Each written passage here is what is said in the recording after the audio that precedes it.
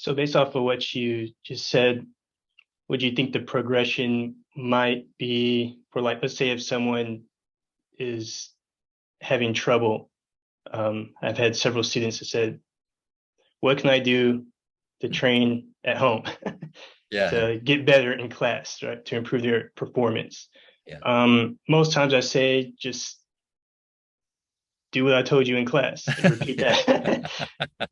yeah. But they're not creative enough. Yeah. So I would Good say they question. need some guidance. So you Yeah. would say start off with, like, let's Mm, say if the form, and yeah. then progress with a certain pattern, Yeah. and then build up to, let's say, shadow boxing. Or what are your thoughts on that? Yeah.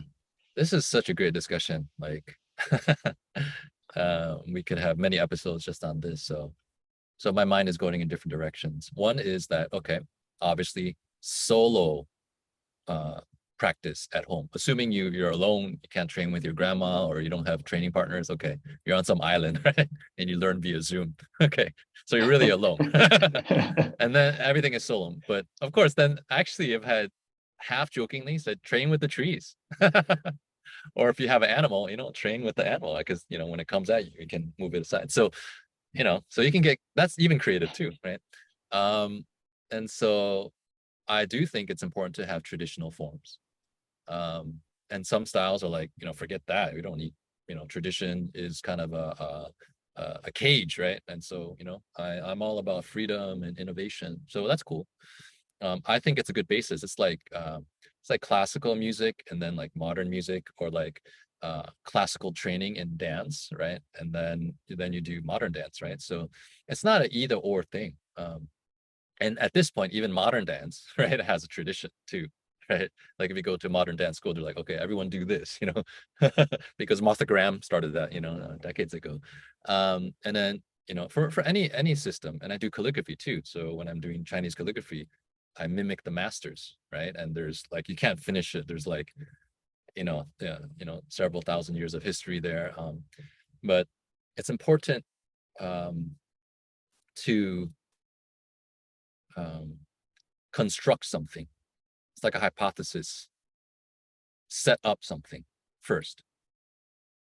Otherwise, like if you have a new person come and just say move, just train. You're like, they don't have the vocabulary. They don't have the alphabet, let alone vocabulary, let alone the grammar, right? Language is like that. You have alphabet, and then you have spelling, which creates words, spelling rules, which create words, and then you have grammar rules, which then show you how to organize those words, right? And then etc. Then you have eventually to poetry, right? And eventually to spontaneous spoken word poetry, right? That's just like no one, you're not reading from anything, kind of like now. I'm not reading from anything, but it's just coming out as you. And so that creative part is, where you break limits, right? Is by definition having limits, set up limits first, right?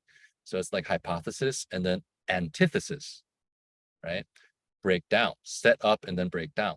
Or it's like construct and then destruct, construction, deconstruction, right? And the third stage is then in the hypothesis antithesis model, it's synthesis, then rebuilding, right? Or uh, destruct, or first construct, build up, learn, and then destruct, break it down. Don't assume, right? Make it your own. I love to say that. Maybe that's perhaps step three, which is then restruct. I came up with that word. Basically reconstruct, right?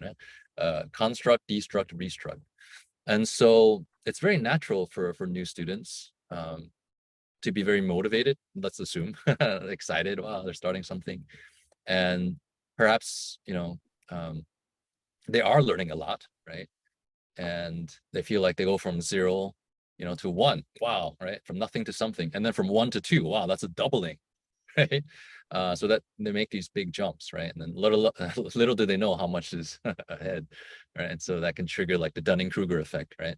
Um, so I think what I would encourage specifically if a student was asking that, and I have said is like exactly you said, like I just taught you a solo um, form, right?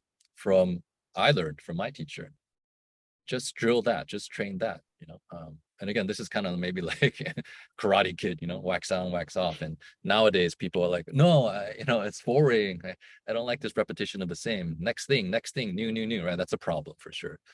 But um, if you want to get good, there's no other way than to repeat until you get bored. And then you repeat more until you get bored, maybe 3 or 4 times. And then to overcome boredom, actually, that's part of I think part of the martial practice, the overcoming yourself, your limitations. And kind of being able to refocus after you get distracted. These are all very important. You talked about the context of why martial training is unique and special and transferable to our day-to-day. These are a couple examples. And then I think maybe in the beginning, you could draw from your own creative solo function flows. Instead of you inherited ABC, but you're like, okay, I don't want to give them E, F, G, H, right? That's like quantitative addition. And that can be too much. It's like they're just first month. You don't want to give them more stuff, right? So this kind of teaching how to teach. So sometimes you say, oh, we want to give you more, right? And we overteach quantitatively. Oh, you can do this. And they're like, right? You lose them because of that. Because they thought it was cool and they're motivated, and you demotivated them by over teaching them quantitatively. My preference, at least 50-50, is qualitative addition, right? So you're not giving them more units, ABC, right?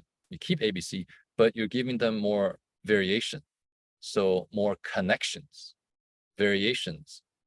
You maybe do, like I said before, CAB or BAC or CBA, right? Or you just focus on ABA, or BCB, right? ACA, right? So all these variations can create more connectivity within the units of knowledge they already have. And maybe you give them for homework, or like say home play. Okay, I taught you technique ABC. Instead of me, right? If you want to generate their creativity, a lot of teachers kill the creativity of their students. I like to generate it.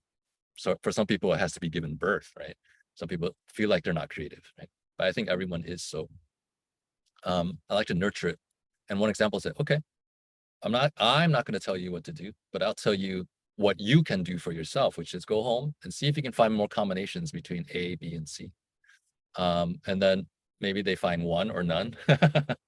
And but with repeated practice with these kind of exercises, these opportunities that we create experientially for the student to contact their own creativity. You see a child, right, with 3 puzzle pieces or 3 blocks, like they can play with it for hours, right? And then over weeks. I don't know, maybe nowadays kids are different. So yeah, that's how I would answer that question. And here's one last thing is the word action. So you have your intention, and then your emotion, and then your action, right? Your mental, emotional, physical dynamic. And so ideally they align, right? And then you do a good action, right? Like boom, right? Now, solo training, right? Both solo form and solo function are within that action category.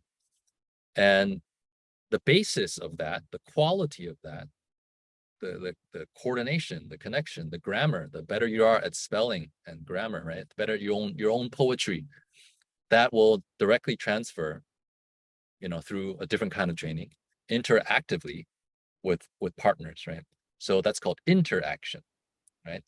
And so, or reaction, right? Let's say that. So playing with that word, I sometimes say this to encourage students who are training online or whatever, like, oh, I don't have training partner. Yeah, that kind of sucks. It would be ideal if, you had 10 people to train with in your village. But let's say the word action, ACTION, action, 6 letters, right? And then reaction, which is partner training, RE. So total of 8 letters, right?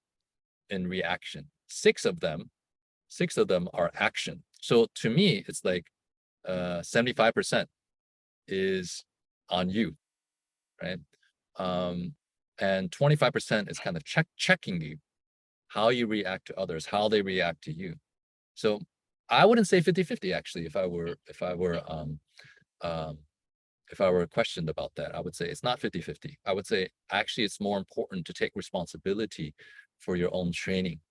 It's kind of like within this kind of self-care kind of frame, right? No one can go get a massage for you, right? No one can hydrate for you. No one can take the supplements for you. No one can levitate your ass off the couch and turn off Netflix for you and move your arms, right? To train, right? You got to do that. So even to show up to a gathering, right? Seminar, class, it's you. So I would say at least 70% is solo, right? Of course, if you have a community where it's a partnering with, badass soloists, of course, that's ideal, right? And so, yeah,